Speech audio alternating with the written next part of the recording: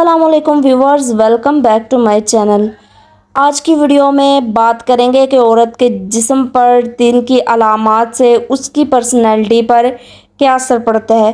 पिछली वीडियो अगर आपने नहीं देखी है तो वो ज़रूर देख लीजिएगा, वो बहुत काम की वीडियो थी कि मर्द के जिस्म पर तिल से उसकी पर्सनैलिटी यानी कि बनावट पर क्या असर पड़ता है।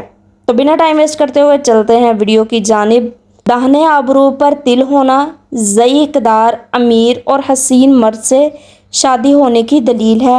आईब्रो के दरमियान तिल होना यानी कि जिस औरत के आईब्रो के दरमियान तिल है वो वफादारी और दिलदादगी की अलामत है, यानी कि वो हमेशा वफादार रहेगी और हमेशा दूसरों की तरफ से उसकी तारीफ होती रहेगी।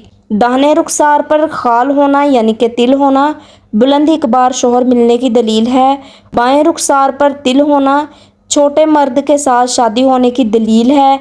ऐसी औरत जब ससुराल जाती है तो हमेशा लड़ाई झगड़ा ही करती है और फसाद की जड़ बनती है। ठोडी पर तिल होना नेक बख्त और खुश नसीब होने की अलामत है।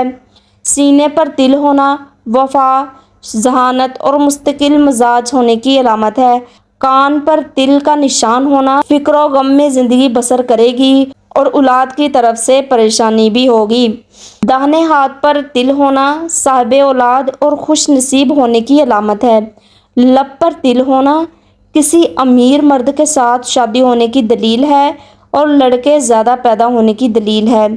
दोस्तों, अगर आपको वीडियो अच्छी लगती हो तो वीडियो को लाइक, सब्सक्राइब और शेयर ज़रूर कर दिया करें, ऐसे हमको बहुत सपोर्ट मिलता है। दुआओं में याद रखिएगा। अल्लाह हाफिज़।